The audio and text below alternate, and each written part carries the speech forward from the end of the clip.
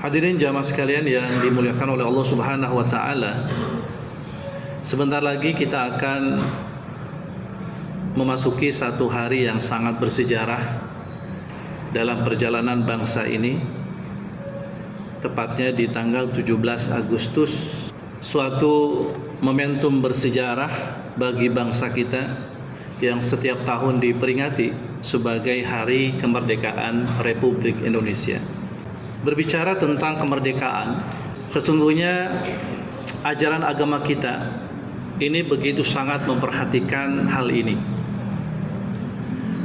Bahkan salah satu hadirin persoalan yang ingin diselesaikan oleh Islam itu adalah persoalan perbudakan. Yang perbudakan ini merupakan salah satu fakta yang ketika Islam hadir, maka di seantero dunia saat itu manusia itu ada yang masuk kategori manusia merdeka, ada yang kalangan budak.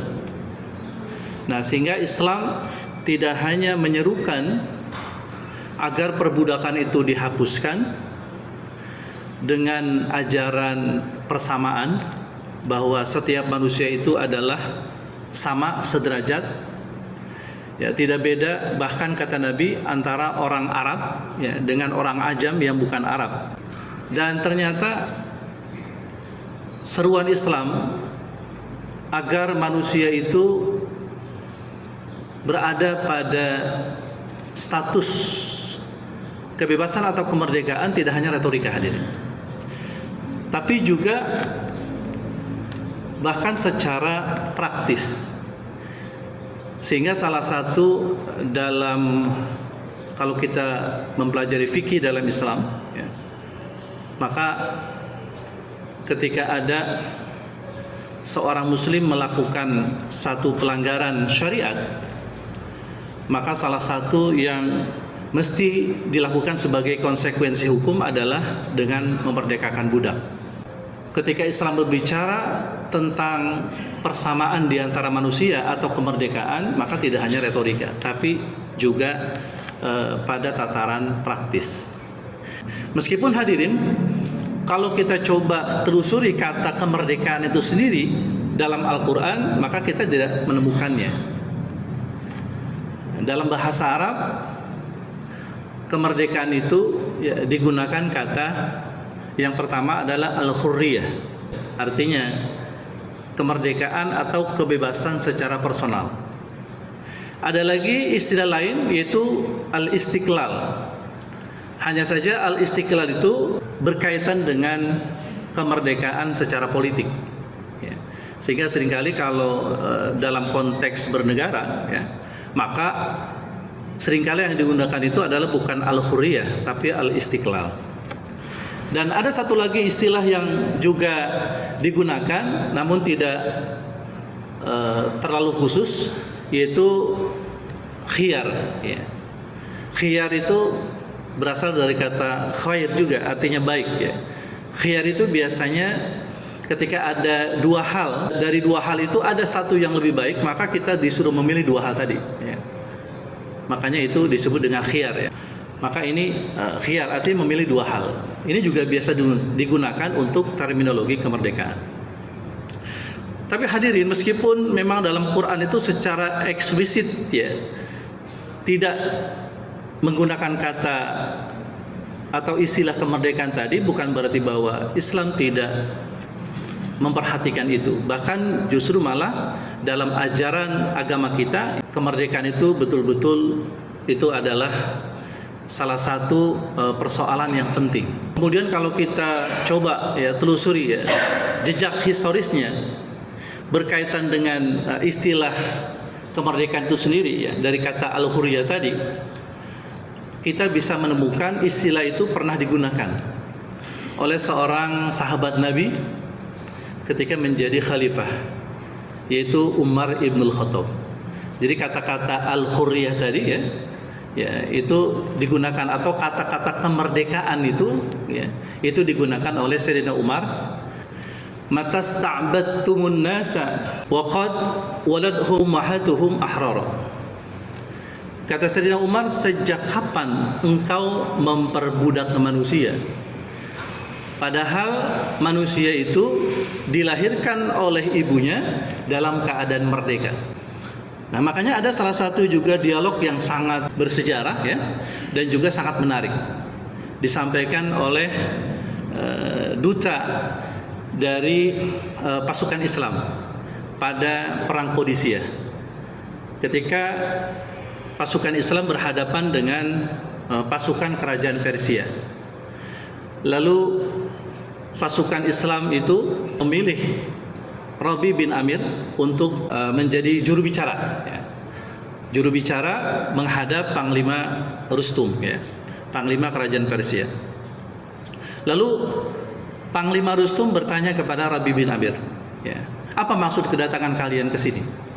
Lalu kemudian Rabi bin Amir mengatakan, Allahu ibta'atsana, Allah mengutus kami, kata dia, linukhrija man syaa, untuk mengeluarkan kepada orang-orang yang dikehendaki min ibadatil ibad ila ibadatillah, ya, dari penyembahan dari hamba kepada hamba menuju kepada penyembahan kepada Allah. Nah, dari kalimat ini hadirin kita bisa ambil kesimpulan bahwa kebebasan itu sesungguhnya adalah ketika orang itu tidak lagi menyembah tauhid.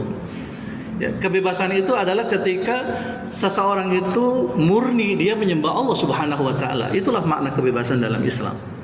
Sehingga ketika dimanapun ada berbagai macam bentuk kemusyrikan, maka ketika seseorang itu bangkit untuk lakukan ya sebuah tindakan, maka salah satu misinya itu adalah yaitu memberantas kemusyrikan, mengembalikan penyembahan manusia kepada Allah Subhanahu wa taala. Nah, itu yang pertama.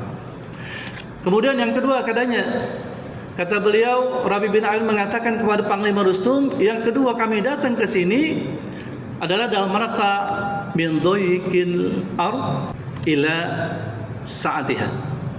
Kami datang ke tempat ini adalah dalam rangka ya, untuk membebaskan manusia ya, itu dari sempitnya dunia ya, dari pemahaman tentang materialisme, pemahaman tentang bahwa dunia ini adalah semua itu hanya bersifat materi ya, menuju kepada keluasannya. Artinya bahwa kehidupan ini tidak hanya dunia tapi juga nanti ada kehidupan akhirat. Sehingga aktivitas manusia itu nggak boleh hanya terfokus pada dunia, tapi tentu harus juga memikirkan aktivitas nanti untuk akhirat. Ya.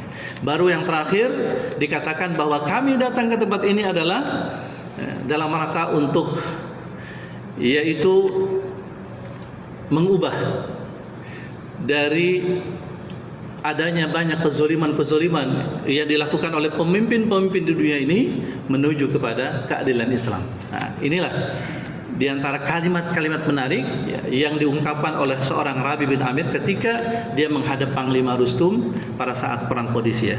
Dan ini menunjukkan hadirin bahwasanya inilah ajaran Islam. Ajaran Islam itu adalah ajaran yang berisi tentang kemerdekaan atau kebebasan di antara manusia. Sehingga kalau kita merujuk kepada salah satu misalnya kalimat pada pembukaan Undang-Undang Dasar kita ya, yaitu pada alinea keempat ya, ikut serta dalam menciptakan perdamaian dunia ya. Maka sesungguhnya Islam itu sudah lebih dulu ya, 14 abad silam lebih itu sudah berbicara tentang kemerdekaan, sudah berbicara tentang kebebasan. Ya, bahkan sebelum berbagai macam prasasti-prasasti tentang kebebasan, termasuk juga hak asasi manusia ya, yang digembar-gemborkan oleh Barat, Islam itu ya sudah menyuarakan itu, bahkan sudah mempraktekannya. Nah, itulah hadirin makna kemerdekaan dalam Islam, yaitu ketika seorang itu betul-betul hanya menghamba kepada Allah, bertauhid kepada Allah, maka itulah makna kemerdekaan atau kebebasan yang sesungguhnya.